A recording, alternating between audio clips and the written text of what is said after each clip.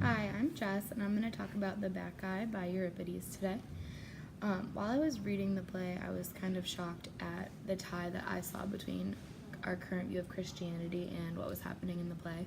So, when Dionysus would transfer from his human form to his godlike form, similar to how Jesus did that in the Bible when he comes down to the earth and comes and speaks to the people. I was just surprised to see that tie in a play that was written so long ago. Two values or themes that I saw in the play were the sheer gender inequality between the women or the maenads and the men in the Greek community of Thebes. I remember in lecture they said only men were allowed on stage, and it wasn't even known if women were allowed to be in the audience. So there was clearly a big divide in the two genders, and I think that the gender inequality is a big driving force for this play.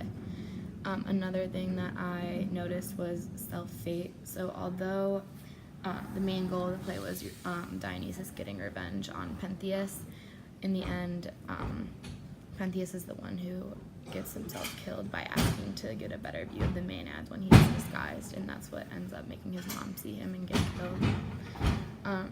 So I went into reading this play. I thought I'd be pretty confused because it was written so long ago, but the footnotes helped me a lot.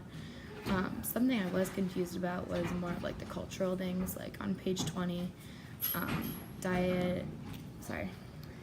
Dionysus says that he grows his hair long for his god, and in the footnote and in further research I found that back then men would grow their hair very long for their gods as sort of like a religious offering. Then they would cut it and sacrifice it to their god.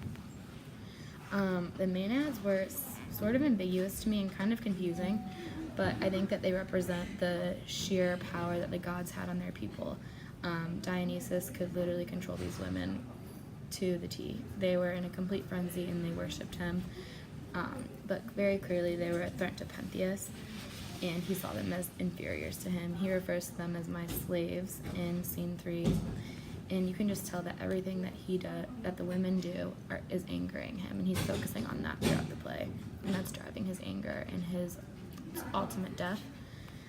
So I had kind of trouble figuring out why Elvis was on the cover, but I figured out through some research that obviously Elvis was a huge sex symbol back in the late 1900s, and Dionysus had a similar role in this play.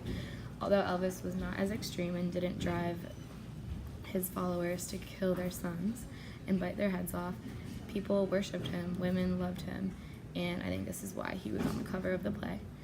So my two questions are, at the end of the play there's a little gap, and some editors who edit this play fill this gap in with kind of like their thoughts on what should be there. How do you think this would change the interpretation of what the play originally meant to Euripides? And then my other question is, I don't think Dionysus is really painted as a good or a bad character, and I think this is sort of left ambiguous intentionally by Euripides. Why do you think that he did this, and what do you think this means for people who are trying to interpret this play professionally or someone like us? All right, bye.